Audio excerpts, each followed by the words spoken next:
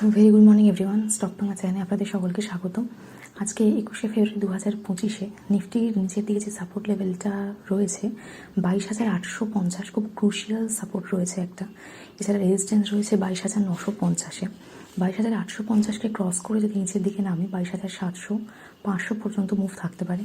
22,950-এ cross করে উপরের দিকে গেলে 23,000-এর ওপর যদি কিছুক্ষণ স্টে করে তো 23,100, 200 পর্যন্ত মুভমেন্ট থাকতে পারে। এছাড়া যদি অপশান চেন দেখি, অপশান চেনে 23,000-এ ভালো কল রাইটিং রয়েছে। পুট রাইটিং যা ছিল তার থেকে কমেছে। মার্কেটের সেন্টিমেন্ট খুব একটা বুলিশ নয়, এই দিকেই বোঝা যায়। এছাড়া ব্যাঙ্ক নিফটির ক্ষেত্রে লেভেলটা 49,300 নিচের দিকে সাপোর্ট লেভেল, আর উপরের দিকে 49,400 লেভেলটা রেজিস্ট্যান্স লেভেল হিসেবে কাজ করছে। সেন্সেক্সের ক্ষেত্রে 76,160টা রেজিস্ট্যান্স হিসেবে কাজ করছে। নিচের দিকে 75,500 লেভেলটা, মোটামুটি 500-600 এই লেভেলটা, এই রেঞ্জটা মোটামুটি সাপোর্ট হিসেবে কাজ করছে আজকের জন্য। এছাড়া আগের দিন আমরা যে মার্কেট দেখলাম ভীষণই রেঞ্জ বাউন্ড মার্কেট ছিল। যদি সেক্টর দেখি, আইটি, ফার্মা, সমস্ত সেক্টরই ডাউন, এফএমসিজি অনেকটা ডাউন, এরকম ডাউন সেক্টরই আমরা দেখতে পাচ্ছি কিছুদিন ধরেই মার্কেটে রয়েছে। এছাড়া অটো সেক্টরকে পজিটিভ মুভমেন্টে দেখলাম। টেসলা যদি ইন্ডিয়াতে আসে তাহলে আমাদের ডোমেস্টিক যে অটো সেক্টর, যারা ইভি সেক্টরে রয়েছে, তাদের কম্পিটিশান বাড়বে। সেক্ষেত্রে পজিটিভে মুভ দেখলে উচিত না, তাও আমরা অটো সেক্টরে কিছুটা পজিটিভে দেখলাম। এছাড়া যে নিউজটা এসছে সেটা হচ্ছে যে টাটা মোটরসের সাথে নাকি টেসলা একসাথে বিজনেস করে পার্টনারশিপে আসছে, এরকম একটা নিউজ আপাতত রিপোর্টের মাধ্যমে জানা যাচ্ছে। তো সেটা হলে ভালো হয়। তার কারণ হচ্ছে টেসলা যখনই ইন্ডিয়াতে আসবে সব থেকে বেশি যার জন্য কম্পিটিশান বাড়বে সেটা হচ্ছে টাটা মোটরস। ওর ইভি সেক্টরে একটা অনেক বছর আগে থেকে একটা বিজনেস, তো সেটা একটা কম্পিটিশানে আসবে। এর ফলে ওদের সেল কমে যাবে। তো যদি টেসলার সাথে মিশে পার্টনারশিপে বিজনেস করে তাহলে দুজনেই বেনিফিটেড হবে। এছাড়া আমরা আইনক্স যে গ্রুপ, সেই গ্রুপের দেখছি যে ওরা বলছে প্রিপারেশান নিচ্ছে, কারণ ইন্ডিয়া পরবর্তীকালে সেমিকন্ডাক্টর নিয়ে চিন্তাভাবনা করছে, তো একটা বুস্ট আসবে, সেই নিয়ে ওরা গ্যাস সাপ্লাই, ইনফ্রাস্ট্রাকচার সব দেখার জন্য প্রিপারেশান নিচ্ছে ভালো করে। এছাড়া বিএসসির 401 কোটির শেয়ার আমরা গোল্ডম্যান সাচকে কিনতে দেখেছি আগের দিন, তো অনেকটাই বেড়েছিল বিএসসি শেয়ারটা আগের দিন। এছাড়া ভ্যারি এনার্জিসের শেয়ারকে আমরা 4.5% আপ থাকতে দেখলাম, অর্ডার আসছে সেই জন্য।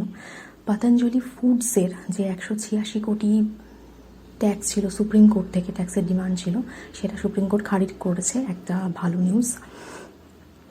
এছাড়া যদি আমরা গ্লোবাল মার্কেট দেখি, আগের দিন 19 তারিখ যে এফওএমসির মিটিংয়ের যে মাইনিউজ ছিল সেখানে এমন কিছুই না, একই জিনিস বলা হয়েছে যে ট্রাম্পের ট্যারিফ নিয়ে ইনফ্লেশন কমবে, সেটা এক্সপেক্টেড নয়, এমনিই 3% হয়েছে, আরও বাড়বে এটাই এক্সপেক্টেড। তো সেই জন্য ফেড রেট কাটের সম্ভাবনা পরবর্তীকালে আমরা দেখতে পাচ্ছি না। কিন্তু আজকে আমাদের যে আরবিআইয়ের মাইনিউজটা রয়েছে সেটা ইম্পর্ট্যান্ট থাকবে, ওটার ওপর বেস করে মার্কেটে কীরকম রিয়াকশান থাকে সেটা দেখা যাবে, ওটা খুবই ইম্পর্ট্যান্ট থাকবে। তার কারণ হচ্ছে পরের দিকে কতখানি কী গ্রোথ থাকবে না থাকবে, সেই সমস্ত ফোরকাস্টগুলো, মানে কী আলোচনা হয়েছে না হয়েছে মিটিংয়ে জানাটা প্রয়োজন। আমাদের আরপিসি যে এমপিসি মিটিং হলো সেইটাতে, তো মাইনিউজে আমরা সেগুলোই জানতে পারি। এছাড়া আমরা যদি নিউজের কথা বলি, রিপোর্ট এসছে, সিটি গ্রুপ, মর্গান স্ট্যানলি, এরা রিপোর্ট বার করেছে। সিটি গ্রুপ বলছে যে শুধু রিপোর্ট, এর উপর বেসিস করে কোনো ইনভেস্টমেন্ট করতে যাবেন না, জাস্ট ওদের একটা প্রেডিকশন, এস্টিমেশন এরকম ওরা দিয়েছে যে 2025 ডিসেম্বর পর্যন্ত আমরা বেশ ভালো রকম গ্রোথ, প্রায় ওরা এক্সপেক্ট করছে যে নিফটি নাকি 26,000 পর্যন্ত মুভ দেবে এরকম, কারণ Q4 রেজাল্ট ভালো হবে এটা এক্সপেক্টেড, জিডিপি গ্রোথ বাড়বে, তারপর স্পেন্ডিং বাড়বে কনজিউমার। তো আমাদের যে জিডিপি গ্রোথ কমে গেছিলো কনজিউমার স্পেন্ডিংয়ের জন্য, সেটা বাড়বে। তো এই সমস্ত নিয়ে বলছে যে ইকোনমি ভালোই থাকবে। 2025 লাস্টের দিকে এক্সপেক্ট করছে যে নিফটি নাকি 26,000-এ যাবে, এর এক্সপেক্ট করছে, কিন্তু একটা মাঝখানে কন্ডিশন রয়েছে যে যদি গ্লোবালে মানে ট্রাম্প যদি আরও কিছু ব্যাড নিউজ বা গ্লোবালি ম্যাক্রো ইকোনমিক্স যদি আরও কিছু ব্যাড নিউজ না আসে তাহলে এইটা হওয়া সম্ভব, এটা এক্সপেক্টেড। এছাড়া মর্গান স্ট্যানলিও সেই একই কথা বলেছে যে ইমার্জিং যদি ওয়ার্ল্ড ইকোনমি বলি সেক্ষেত্রে ইন্ডিয়া একদম নাম্বার 1। তো যদি ইনভেস্টমেন্ট করা হয় ইন্ডিয়ান মার্কেটে তো ভালো রিটার্ন পাওয়া যাবে, এরকম মর্গান স্ট্যানলিও বলেছে। কিন্তু সেখানেও একটা কন্ডিশন, যদি গ্লোবালি সমস্ত কিউজ ঠিকঠাক থাকে তবেই সেই আশা আমরা করতে পারি। এটা জাস্ট রিপোর্ট, এর ওপর বেস করে কোনো ইনভেস্টমেন্ট করতে যাবেন না, জাস্ট রিপোর্টটা এসছে সেটা বললাম। এছাড়া আগের দিন আমরা ডাউ জোন্সকে যদি দেখি ওটা ক্র্যাশ করে গেছে, 1.5% 1% পর্যন্ত পড়তে দেখছি। কিছুই না, ওয়ালমার্টে ওদের রেজাল্ট বেরিয়েছে, সেটা রেজাল্টটা ভালো হলেও ওদের যে ফোরকাস্টিং রয়েছে সেটা খুব ডিসঅ্যাপয়েন্টিং। একই কথা যে ট্রাম্পের ট্যারিফের জন্য ইনফ্লেশন বাড়বে, ফলে স্পেন্ডিং যেটা সেটা কমে যাবে, ফলে ফিউচার গ্রোথ যে খুব একটা ভালো হবে সেটা এক্সপেক্টেড হচ্ছে না, সেই জন্য ডাউ জোন্সকে আমরা পড়তে দেখলাম। এছাড়া গোল্ড সিলভার বললে এখনও বলিস গ্লোবাল আনসার্টেনিটি আরও যদি বাড়ে পরবর্তীকালে ট্রাম্পের এইসব তারিফ এসব নিয়ে, পরের দিকে গোল্ড আরও বাড়বে, সিলভার বলিসেই রয়েছে। ক্রুডও মোটামুটি খুব একটা বেশি কারেকশান আমি দেখছি না।